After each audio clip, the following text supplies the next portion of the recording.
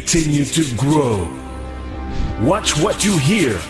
Radio Gone TV. Sun FM TV would like to welcome the following towns to Top Star Channel 91.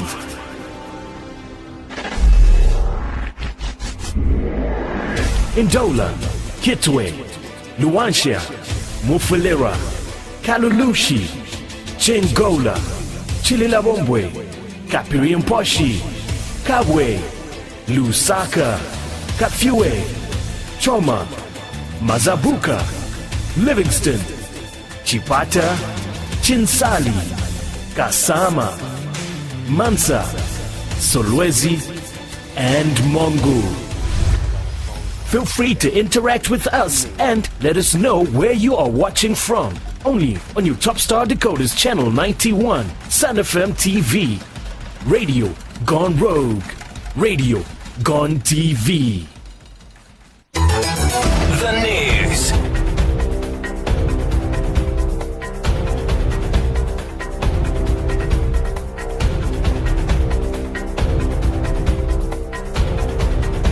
With the news, my name is Alan Mwale. The headlines. President Hakainde Hichilema has emphasized the urgent need to strengthen water supply and sanitation infrastructure in Kazungula district to meet the demands of its rapidly expanding population. Opposition political parties have expressed a strong disapproval of government's management of events following former President Edgar Lungu's passing, criticizing both the handling of his death and the ongoing arrangements. The Ministry of Fisheries and Livestock has commenced the mid-term review of its 2022-2026 strategic plan to assess progress and realign priorities for enhanced sector performance. And in sports, the Democratic Republic of Congo women national team coach Heva Happy believes Zambia will be the toughest opponent during the 2025 Women's Africa Cup of Nations. We have the news in detail shortly. The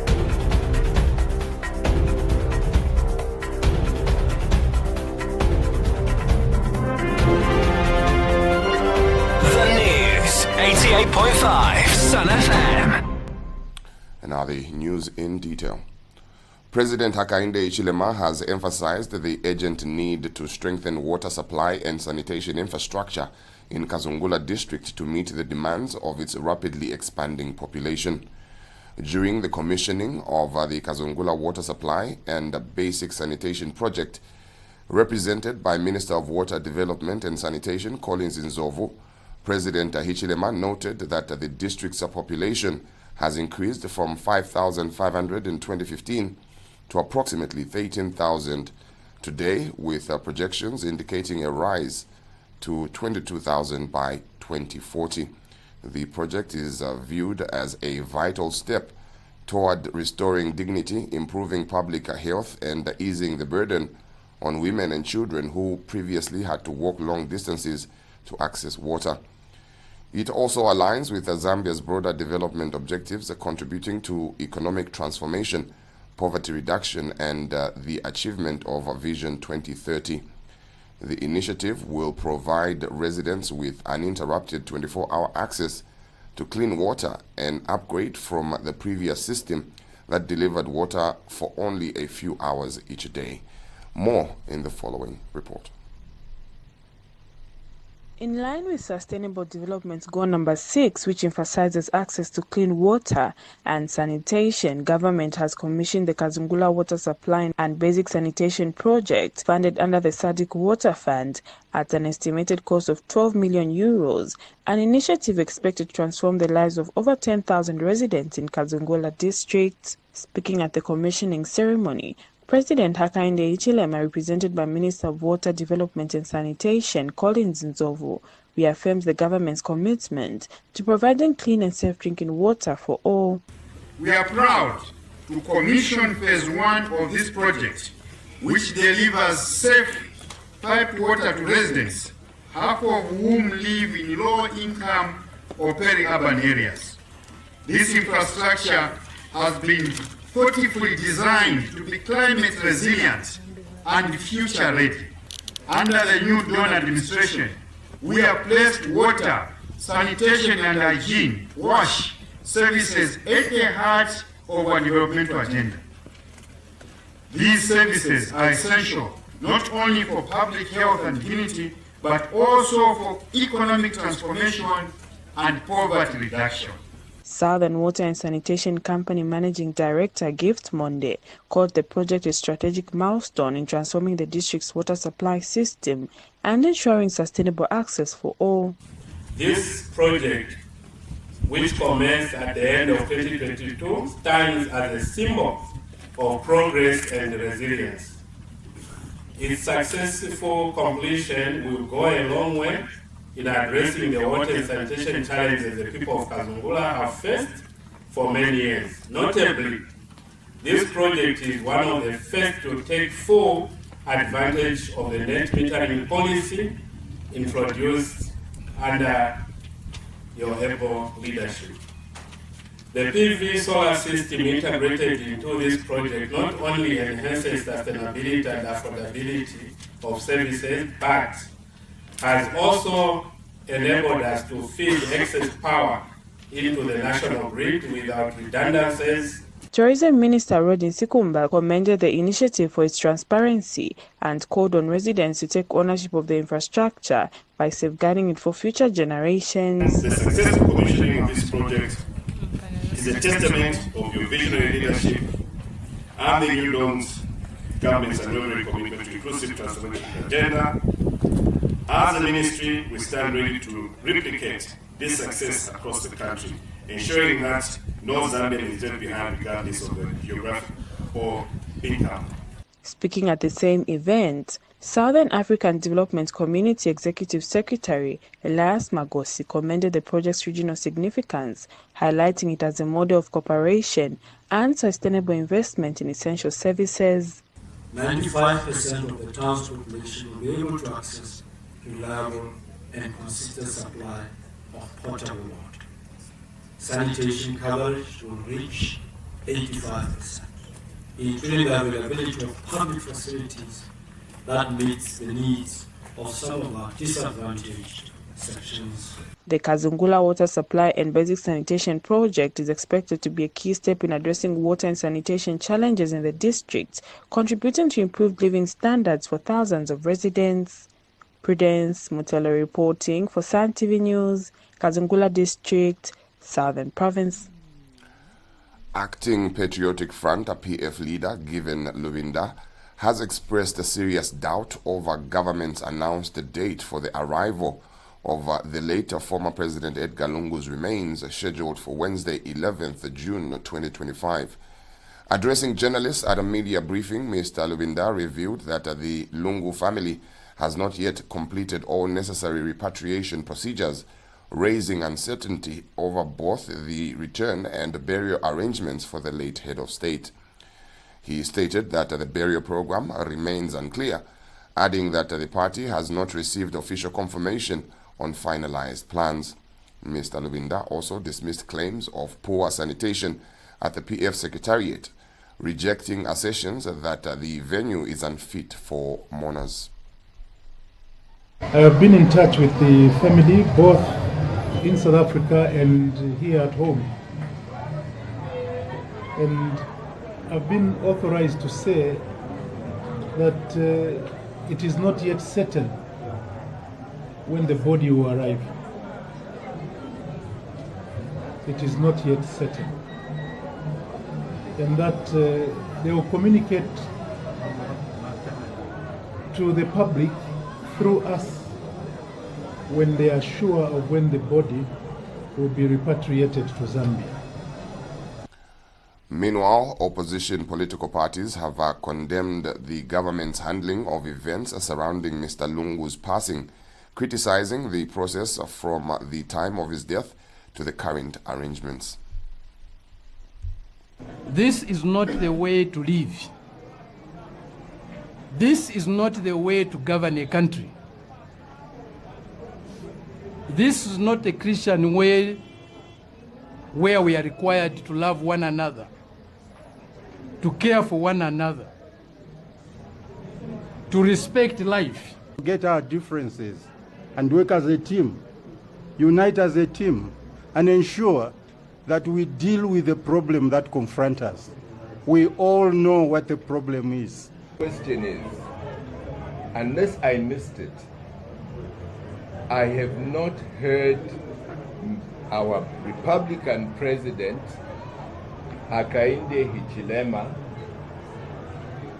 physically address the nation on this sad loss.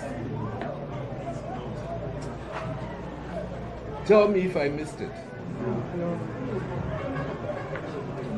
To me, that is something which is frightening. The Ministry of Fisheries and Livestock has commenced the mid-term review of its 2022-2026 strategic plan to assess progress and realign priorities for enhanced sector performance. Acting Permanent Secretary Frederick Mwila officially opened the review meeting on Monday, 9th June 2025 in Chilanga, reaffirming the ministry's commitment to advancing government priorities, including economic diversification, job creation, and food security and sustainable development. The review will assess 11 strategic objectives aiming to realign priorities and improve performance. Key targets include increasing the national cattle head from 5.1 million to 7 million by 2027, boosting beef export revenues to $1 billion annually, and eliminating the national fish deficit. Mr. Mwila acknowledged notable progress but highlighted challenges such as drought, livestock diseases, and limited adoption of modern farming technologies. He commended the Management Development Division MDD at Cabinet Office for their technical support and praised ministry staff for their dedication in tracking progress. Mr. Mwila called for stronger public-private partnerships and encouraged more collaborations among government, private sector, civil society, and farmers to drive growth in the fisheries and livestock subsectors. Meanwhile, Director of Planning, Policy and Information, Succeed Mubanga, described the review as timely and crucial for assessing the ministry's achievement under the strategic plan. And the Management Development Division, MDD Director, Strategic Planning, Patricia Chikalanga, emphasized the need for honest and dedicated stakeholder participation to ensure the review delivers meaningful outcomes. This is according to a statement issued by Ministry of Fisheries and Livestock Principal Public Relations Officer Benny Munyama. We take a break and return with sports.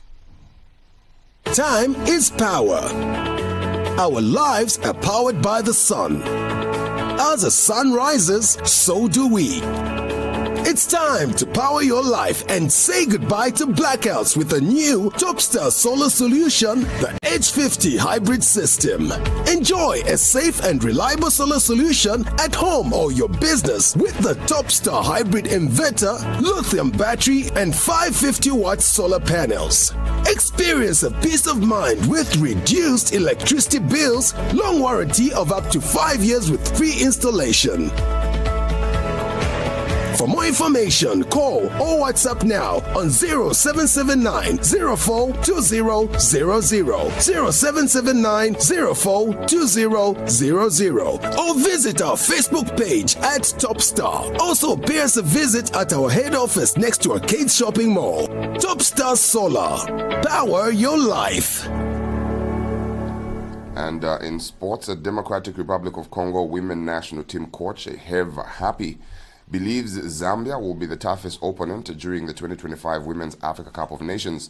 Speaking to CAF Media in an interview, Happy said women football in Zambia has tremendously improved, as evidenced by the number of high-level tournaments the Copper Queens have participated in. He recounted that Copper Queens recently qualified for the Olympics, played the FIFA Women's World Cup, and settled for bronze at the 2023 Women's Africa Cup of Nations. Happy, however, expressed confidence that his lasses will go beyond the group stage at this year's tournament scheduled for July 5th to the 26th.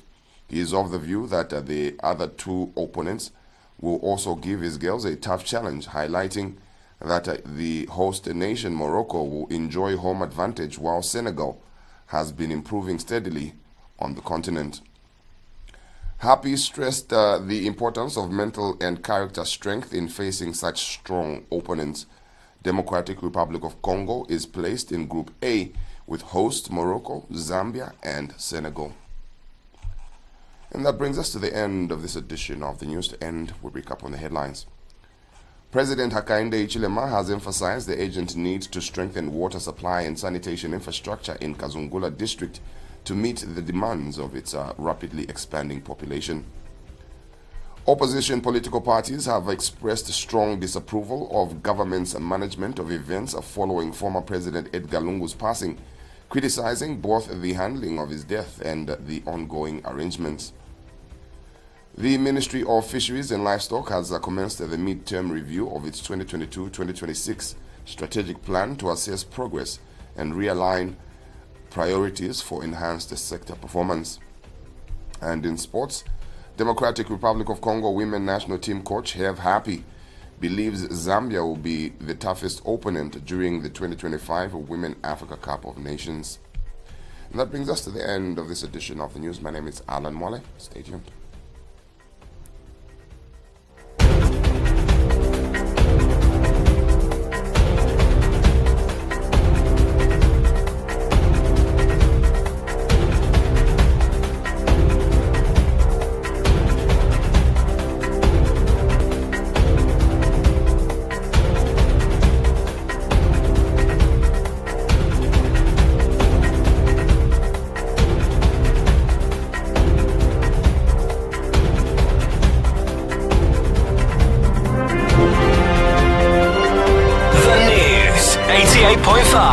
Sun FM.